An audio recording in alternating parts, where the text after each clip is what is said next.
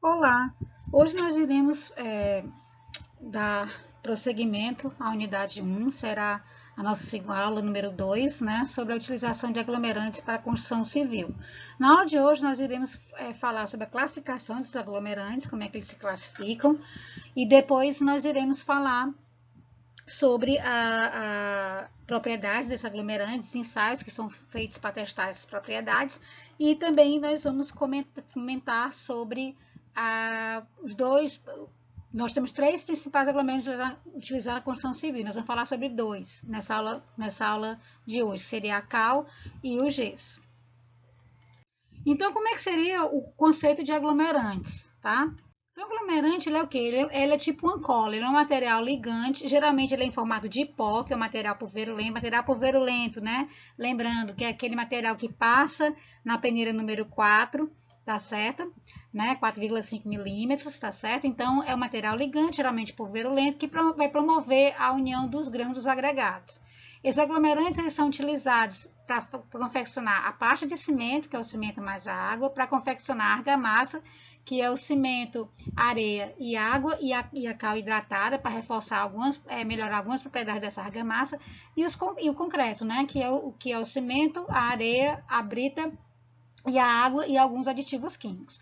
Então, os principais aglomerantes utilizados são o cimento, Portland, a cal aérea, a cal hidráulica e o gesso. A cal aérea é aquela que a gente utiliza muito naquela pintura de caiação, né, que é utilizada em meio fio. Então, essa é a cal aérea. Depois que essa cal aérea ela é hidratada, que a gente chama de cal virgem, aí você obtém a cal hidráulica ou cal hidratada. Mas daqui a pouquinho nós vamos falar sobre isso. Então, como é que esses aglomerantes se classificam? Esses aglomerantes eles podem ser quimicamente inertes ou quimicamente ativos. O quimicamente inertes e esses quimicamente inertes e quimicamente ativos eles são classificados quanto ao modo de endurecer desses aglomerantes. O quimicamente inertes são aqueles aglomerantes que vão endurecer pelo simples processo de secagem. Ele não precisa de nenhum meio específico para endurecer, como o ar e a água. Né? Quem são esses materiais? É a argila, que se você botar até na câmera a vácuo ela vai endurecer, e os betumes. E os quimicamente ativos são aqueles aglomerantes que vão precisar de um meio, tá? Para que eles consigam desenvolver esse processo de endurecimento. Pode ser o ar, né? Que são os aglomerantes aéreos, ou pode ser a água, que são os aglomerantes hidráulicos, né? Então, eles endurecem pela ação de reações químicas startadas por esses dois meios. A exemplo, o cimento Portland, que é um aglomerante hidráulico, que ele depende da água, né, para desenvolver, startar as reações químicas, e a cal aérea, que depende do ar para poder startar essas reações. Então, os aglomerantes quimicamente ativos, eles subdividem-se em aéreos ou os hidráulicos. Os hidráulicos podem ser hidráulico simples, composto, misto e com adições. Os aglomerantes aéreos são aqueles que eu já falei, eles precisam do ar para startar esse processo de endurecimento. E que, após ser endurecido, ele não. Por exemplo, você vai precisar da água para fazer a mistura, por exemplo, para fazer aquela tinta de cal, né? Você pega a cal virgem, mistura com a água e aí você aplica na parede, muro, né? Você vê muito no interior. Só que quando chove, o que acontece? Esse muro ele fica todo manchado. Por quê? Porque esse é um aglomerante aéreo que, após que você utiliza a água para fazer a pasta, depois que ele endurece, ele não pode entrar em contato com a água porque ele é muito resistente.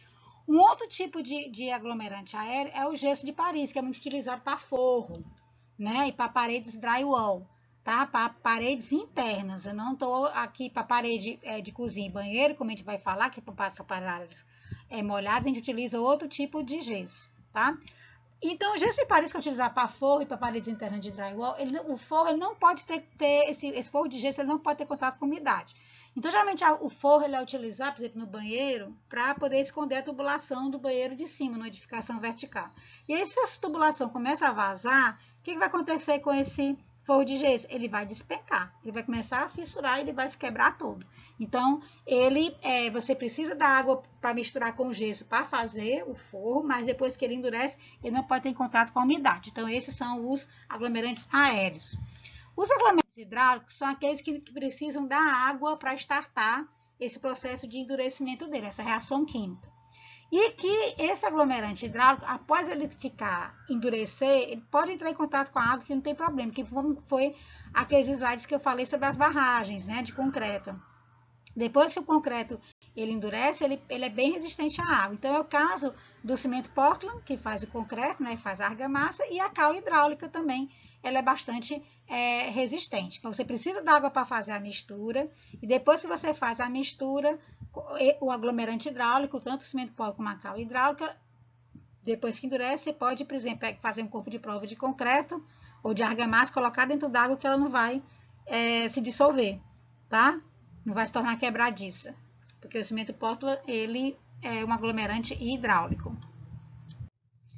Os aglomerantes hidráulicos podem se subdividir em aglomerantes hidráulicos simples, quando você tem apenas um aglomerante, que é o caso do cimento Portland, do cimento aluminoso, que você utiliza para fazer argamassa refratária, para forno de pizza, para churrasqueira. O gesso hidráulico, que ele que é da cor verde, que é para ambientes molhados, como cozinha e banheiros, e a cal hidráulica. Os hidráulicos compostos é aqueles que você tem um aglomerante mais uma adição, tá certo? De um subproduto industrial ou um produto natural de baixo custo. Por exemplo, o cimento, antigamente, há 30 anos atrás, você só tinha 2 tipos de cimento. Era o poti, que é o cimento do índio, e o nassau. Hoje nós temos uma variedade de tipos de cimento, como vamos ver na unidade 2, tá? E aí nós temos a nomenclatura. A nomenclatura do cimento, ele tem as duas primeiras letras, que é CP, quer dizer cimento Portland. Aí vou dar um exemplo. 2E, 2 quer dizer que ele tem adição. Como está aqui, ó, 2F. 2 quer dizer que ele tem adição, e a adição é de filler e calcário, né? É um cimento Portland composto. O CP3 é o cimento Portland com adição de escória de alto forno, em alta quantidade, e o CP4 é o cimento Portland com adição de pozolano. Então, essas numerações indicam a qualificação desse cimento. E depois dessas letras, ainda tem 2 números que vão dizer a resistência do cimento aos 28 dias, a resistência máxima dele, que a gente chama de classe. Mas isso vamos falar na unidade 2. Os aglomerantes mistos são aqueles que você tem 2 aglomerantes simples. Por exemplo, você pegar o cimento Portland e misturar com o cimento aluminoso, porque vai dar um processo de endurecimento mais rápido, que a gente chama de pega. Ou cimento de Grappier, que é um subproduto da fabricação de cal hidráulica. E por último, são os aglomerantes hidráulicos com adições, que se confunde muito para mim, se confunde muito com o aglomerante hidráulico composto. Que você vai pegar um aglomerante hidráulico simples e vai fazer uma adição para modificar suas características. Por exemplo, você pode adicionar a pozolana para diminuir, que é, por exemplo, o CP4, para diminuir a permeabilidade do concreto, para baixar o calor de hidratação, porque quando o cimento ele entra em contato com a água, ele aquece e ele desprende calor. E se esse calor for muito alto, o que vai acontecer com aquela estrutura de concreto? Vai fissurar, tá? Para diminuir a retração, que as fissuras causam retração plástica, né? E para você diminuir também a quantidade de cimento empregada, diminuir o preço do concreto no metro cúbico. Ou você pode também colocar, por exemplo, a adição para aumentar a resistência a agentes agressivos, por exemplo, a pozolana, ela promove essa resistência, como também o cimento resistente a sulfato, que é o RS, que a gente vai falar também na unidade 2. Você aumentar a plasticidade, você aumentar a resistência a baixas temperaturas, dar uma coloração especial, então a gente chama que essas adições são os aglomerantes hidráulicos com adições. Então, uma propriedade muito importante dos aglomerantes é o tempo de início que ele vai começar a se solidificar, que a gente chama isso de tempo de início de pega, e o tempo de final de pega quando está praticamente todo solidificado, tá? A pega é o período inicial de solidificação da pasta de cimento, o início de pega é o momento que a pasta começa a endurecer, e o fim de pega, como eu falei, é o momento que a pasta já está completamente solidificada. Mas o processo de endurecimento, ele continua, tá? Por exemplo, o concreto e a argamassa, ele tem até 28 dias para atingir a sua resistência, tá certo? Desejada. Então, esse endurecimento é o período de tempo em que o material ganha resistência, mesmo após o final de pega, que é o final que ele solidificou, ele continua ganhando resistência. Então, por isso que esse processo de endurecimento, você quando faz a concreta, você vai deixar toda a tua estrutura ela escorada, que a gente chama de cimbramento, e aí você só vai começar a tirar essas escoras, né? Começa a tirar com 15 dias, depois para tirar por completo é só após 28 dias, quando a tua estrutura atingiu a resistência de projeto, na sua totalidade. Então, O ensaio que nós vamos fazer no laboratório, que mede esse tempo de início de pega, ele é feito no aparelho de Vicar, que é esse aparelho aqui, né, que está aqui na foto. Esse ensaio é regido pela norma do Mercosul 43, que é a determinação da água da parte de consistência normal, e a 3434, que é a determinação dos tempos de pega. Para a parte de consistência normal, você utiliza a sonda, que é essa daqui, né, a sonda de 55 milímetros, e para o tempo de pega é uma agulha bem fininha. Foi inventado por Louis J. Vicar, um francês, que inventou esse ensaio do tempo de pega da parte de cimento, para saber com quanto tempo o cimento você tem para trabalhar. Geralmente, quando você vai trabalhar com argamassa, esse tempo que você tem para trabalhar com aquela argamassa é 2 horas, porque justamente é o tempo de início de pega do teu cimento.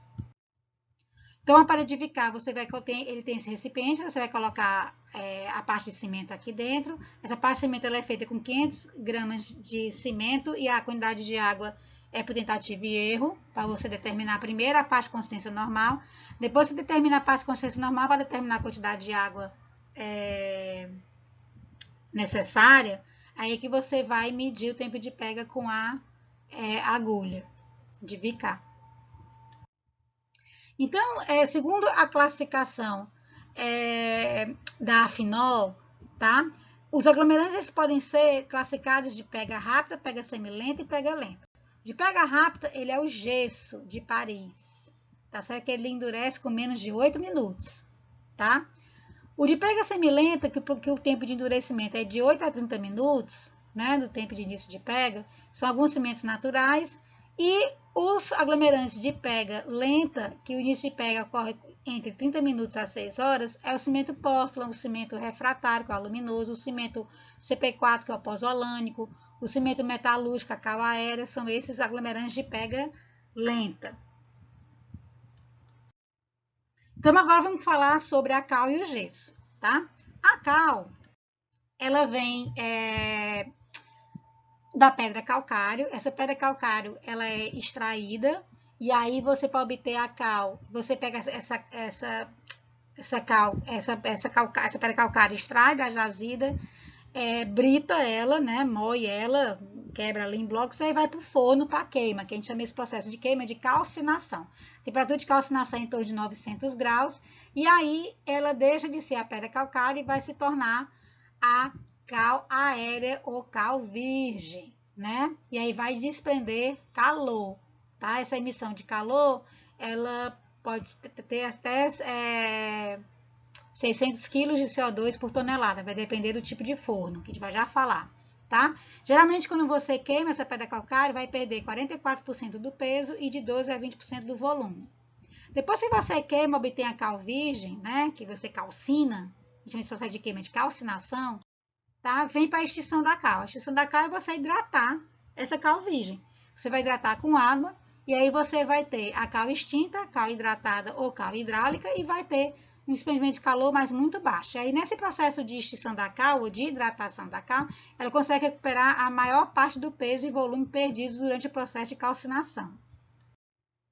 E aí depois você tem o endurecimento e a recarbonatação da tua, que você vai utilizar essa cal na tua argamassa.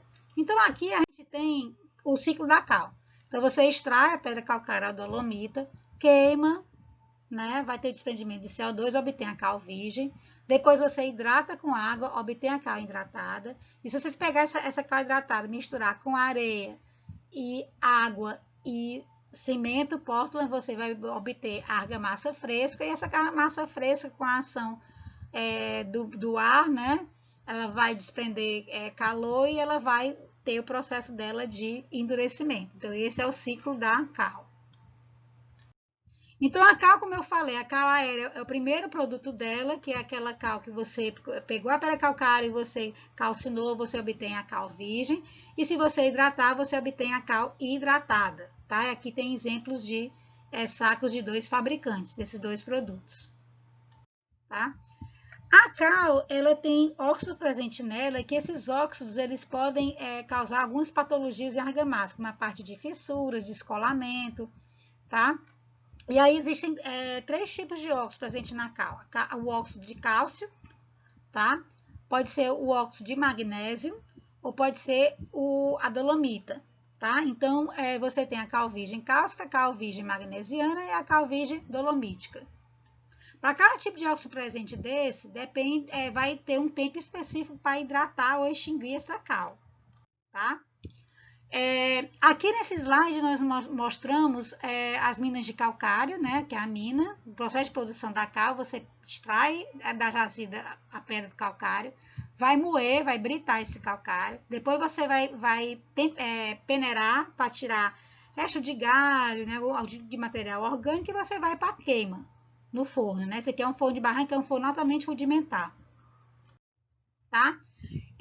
Esse forno aqui é a base do forno de barranco, né? Geralmente o combustível da queima é serragem, é lenha, tá? Aí depois que essa cal virgem ela é queimada, né? Essa cal ela é calcinada, você vai peneirar novamente a cal para tirar carvão, né? Assim, cinza de carvão, e aí você vai ensacar e vai para o estoque. Essas fotos aqui são de uma fábrica de cal em Rio Branco do Sul, no Paraná. Então, esse aqui é o forno de barranco, ele é bem rudimentar. Aqui embaixo você tem o carvão ou a lenha, né, para produzir o fogo. Aqui em cima, a pedra de calcário ela é despejada, ela vai passando pelo forno e sendo queimada, e na base você vai ter, quando ela sai desse forno após a queima, a calcinação, você tem a cal virgem. Isso aqui é conhecido como forno de barranco, que é um forno intermitente simples, a lenha ou carvão. Um outro tipo de forno é o forno vertical contínuo, que é um forno mais moderno, que ele faz a queima através, não da lenha, né, acionada e carvão, ele faz a queima através do gás, tá? E aí o tempo de calcinação são 36 horas, você coloca a pedra calcária em cima do forno, aí vai ter o gás, né, queimando, né, aquecendo e queimando, e aí a saída do forno você tem a cal virgem, que a gente chama de forno vertical contínuo, que aqui tá a foto dele expressa, aqui é um corte, né? Nessas duas figuras representam o forno. E a hidratação, você pode hidratar a cal na obra, como a gente vê aqui, ó, pega o sal de cal virgem e aí coloca nessas caixetas, coloca a quantidade de água especificada no saco pelo fabricante, e aí tem que respeitar o tempo de hidratação, que depende do tipo de óxido presente, ou então você já pode comprar. A hidratação da cal já acontece na indústria, aí você compra a cal hidratada ensacada, que eu acho ideal. Eu não gosto muito de hidratar a cal em obra, porque não se respeita o tempo de extinção necessário, o tempo de hidratação necessário, e aí acaba, quando você utiliza essa cal na argamassa, acaba acontecendo uma série de descolamentos, que a gente chama de patologias da argamassa. Então, a hidratação da cal aqui é um corte, né? Você aqui adiciona a cal virgem no fio, aí vai molhando, depois peneira uma vez, peneira a segunda vez e vai colocar dentro do caminhão, né? A cal hidratada. E aí essa extinção da cal, esse tempo de hidratação, ele depende do tipo de óxido, tá? É presente também. E também do estado que essa cal se apresenta. Se ela for uma cal em pedra, você precisa de 7 a 10 dias para poder hidratar corretamente a tua cal. Se for já uma cal já pulverizada em forma de pó, triturada, moída, né, e peneirada, você precisa de 24 horas para extinguir essa cal, tá? E se for aí essa daqui é a cal com óxido de cálcio. E se for uma cal em que o óxido de magnésio esteja presente, demora 15 dias, 2 semanas para poder extinguir essa cal corretamente. Então, o ideal é você comprar já a cal hidratada. Então, a cal ela pode apresentar algumas impurezas no seu processo de fabricação, principalmente partículas de carvão, que é um risco preto, ou pode ser contaminação por calcário, partículas de sílica, tá? Ou pode ter alguma vesícula presente nessa cal. E o processo de fabricação da cal, ele gera um impacto ambiental muito grande, porque você tem que ter a reserva de calcário, né, muito amplas. Além disso, ele consome muita madeira ou bagaço de cana para fazer a queima, tá? Madeira para produzir o carvão, né? E num forno, e a gente diz que quando você utiliza um forno de barranco, você vai ter uma emissão de 640 kg de CO2 por cada tonelada de cal fabricada. E quando você utiliza o forno contínuo, é metade desse valor, menos a metade, 300 kg de CO2, tá? E aí você tem, aí essa emissão de CO2, ela aumenta o efeito estufa, então tem um impacto ambiental muito grande. Em que a gente utiliza a cal na indústria da construção civil? A gente utiliza a cal para a fabricação de argamassa, né? No processo de fabricação de argamassa. Que argamassa é essa que pode a cal entrar como material para fabricar, como material de fabricação dessa argamassa? Quando você tem uma argamassa de assentamento de blocos cerâmicos ou de chapisco, aquela primeira camada de regularização para poder o reboco aderir à tua parede, você tem que chapiscar. Você faz essa argamassa com areia, cimento Portland, areia, água e cal hidratada. Então, a cal ela entra no processo de fabricação das argamassas. Você pode utilizar ela na produção de argamassa. Que tipo de argamassas são que ela entra? A argamassa de assentamento de blocos cerâmicos e chapisco, ela também pode entrar como material da fabricação do emboço, da argamassa de emboço, tá? Ou ela pode entrar também na argamassa também de reboco.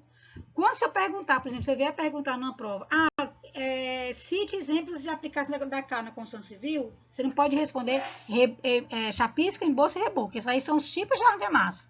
O que você tem que responder é que a cal ela é utilizada no processo de fabricação, ela entra como material no processo de fabricação das argamassas de chapisco, emboço e reboco. Ok? Então, essa é a principal utilização da cal na indústria da construção civil, né? A fabricação de argamassa como material componente. Tá? E ela também é utilizada para fazer revestimento fino, que é aquele reboco de cal fino, né? Aquela você pega a cal virgem, mistura com a água e faz aquela caiação, tá? Também pode ser nessa parte de pintura mais básica, né? Pode ser utilizada também a cal. O gesso. O gesso é o segundo aglomerante importante utilizado na indústria da construção, tá? O gesso, ele vem da gipsita, tá? Ele é extraído, essa gipsita também é queimada, ela vai ter um desprendimento de calor não tão grande quanto a cal, né? E aí você vai obter o gesso de Paris, tá? Aqui estão as equações químicas, né? Eu não vou me ater a esses detalhes, a gente pode consultar. Então, o gesso ele é muito utilizado, tá? Ele tem uma estrutura cristalina, ele é utilizado na construção civil, mas também é utilizado na medicina, né? Eu já, por exemplo, quebrei um dedinho do pé, tive que também que engessar, acho que algum de vocês alunos também deve ter também, não sei se todos, né? Mas alguns, então é muito utilizado na medicina, em termos para produzir o gesso para fraturas, né? Para poder imobilizar a parte do corpo quando sofre algum tipo de fratura, mas é utilizado muito na construção civil. Então, o gesso, essa gipsita pode ser queimada em 4 tipos de temperatura. Até 200 graus é o que a gente chama, é o gesso de Paris, que ele é amplamente utilizado. Entre 200 e 600 graus você tem a anidrita solúvel, que não é utilizada na construção civil. Entre 600 e 1000 graus você tem a anidrita solúvel, também não utilizada na construção. E entre 1000 e 1200 graus é onde você vai ter o gesso hidráulico, ou o gesso de pavimentação, que é aquele gesso que é utilizado para fazer sistemas de drywall de banheiros e cozinhas, das áreas molhadas, tá? Então, das 4 temperaturas de queima, a indústria da construção civil só utiliza 2, o que é queimado até 200 graus e o que é queimado, a gipsita é queimada entre 1000 e 1200 graus centígrados, tá? A gipsita, ela vem também da jazira, assim como da pedra calcário. O estado do Pernambuco é o que tem a maior fabricação de gesso no país, tá? Porque é onde tem as maiores jazidas de gipsita, tá? E aí, o processo de fabricação do gesso, o gesso em pó, ele envolve, primeiro, você triturar essa gipsita, você queimar até 200 graus e depois você moer, tá? A queima, ela pode ser feita num forno, né? Você, antigamente, que já está em extinção, é o forno de panela, como você coloca aqui, eu tenho uma panela e fecha, mas você não tem como, a lenha é o principal combustível para queima, e não tem como você controlar a temperatura, é um forno que está em extinção. E você utiliza hoje os fornos tipo marmita, tá? Que pode ser a queima utilizando óleo ou então lenha, a temperatura ela é controlada. Pode ser o tipo rotativo, tá? Que é uma estrutura de aço, também você controla a temperatura. Internamente você tem material refratário dentro do forno. Ou pode ser o forno tipo marmita giratório, tá? Também é em aço. Então, são os 4 tipos de fornos utilizados. Então, na indústria da construção civil, dependendo da temperatura de calcinação, nós temos dois tipos de gesso que nós podemos utilizar. Um onde a queima é abaixo, entre 120 e 170 graus centígrados, que é o gesso de Paris, e o gesso de pavimentação ou gesso hidráulico, que é entre 1.000 e 1.200 graus. A anidrita solúvel e a anidrita insolúvel não são utilizados na indústria da construção civil. Então, como eu falei, Pernambuco é o maior fabricante de gesso do país, é onde tem o maior polo gesseiro. 94% da produção brasileira vem da cidade de Araripina, no estado de Pernambuco. E o gesso de Paris, ele tem algumas propriedades que vão interferir na utilização dele na construção civil. Ele, por exemplo, ele é utilizado muito para revestimento fino, porque ele é um aglomerante de pega rápida, né? Ele endurece com apenas 8 minutos. Então, você utiliza muito para fazer parede de drywall, porque as placas elas são moldadas e fabricadas rapidamente. Mas, em contrapartida, ele é solúvel em água após endurecido. Então, quando você utiliza para forro, tem que tomar cuidado com qualquer tipo de vazamento, né? Que aí vai esse forro de gesso, ele vai vir a colapsar, né? A quebrar. Por esse ser solúvel em água após endurecido, a resistência mecânica dele é baixa e diminui, né? Com teor de umidade. Só que o gesso, ele é excelente isolante térmico e acústico, tá? E também ele tem um coeficiente de dilatação térmica 2 vezes maior que o do concreto, tá? Então, essas são as propriedades do gesso relacionadas à utilização dele na construção civil. Outra propriedade que tem é que o gesso ele corrói o aço, porque ele tem uma bactéria redutora de, ele é atacado por uma bactéria redutora de sulfato e vai se transformar no sulfeto e aí vai ser corrosivo ao aço. Por isso que o gesso não pode ser utilizado, não é utilizado, ele é utilizado em pequena quantidade no cimento Portland para poder diminuir o tempo de pega do cimento, mas não em grandes quantidades, porque quando esse cimento Portland que vai fazer o concreto e for entrar em contato com a armadura, sendo concreto armado, ele vai ser corrosivo ao aço. Então, qual a utilização do gesso na construção civil? Primeiro, uma das mais importantes é o sistema de drywall, que são as chapas de gesso acartonado, né? Aqui a gente tem as 3 tipos de placa, a rosa, a branca tradicional e a verde. Tá? Aqui é o processo de fabricação dessas placas, né? O gesso é colocado nessa esteira. Essa esteira aí vai passar um cilindro, tá? Para poder passar por cima, né, desse gesso. A placa depois ela é cortada, tá? E ela vai ser empilhada em pallets e vai para a distribuição. O processo de fabricação do gesso ele segue as normas ABNT-NBR 14715, 14716 e 14717. Processo de fabricação dessas placas de drywall. Essas placas, como eu falei, elas podem ter 3 cores: a cor branca, que é para áreas secas, para quarto, sala,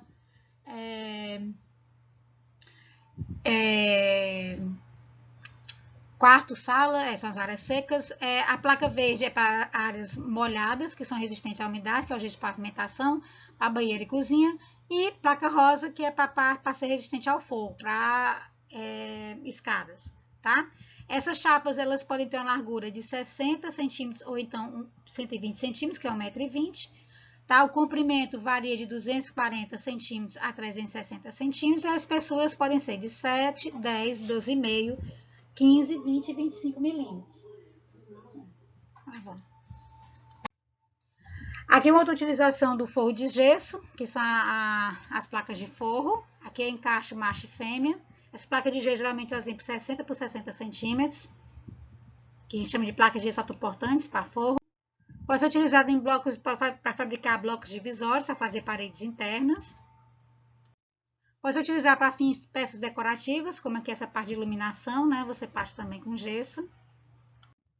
E pode ser utilizado também como revestimento com pasta de gesso. Você fazer o teu emboço com esse gesso, porque ele tem ele endurece rapidamente para você colocar depois o sistema de pintura.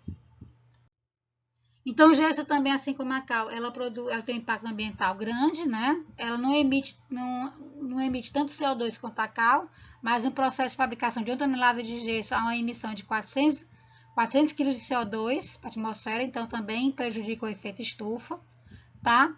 E ele também exige reservas muito amplas de gipsita. Então, para essa segunda aula da unidade 1 sobre aglomerantes, também utilizamos o livro do Bauer, tá? Volume 2, como nosso livro base. Próxima aula nós vamos falar sobre cimento Portland, que é o terceiro tipo de aglomerante.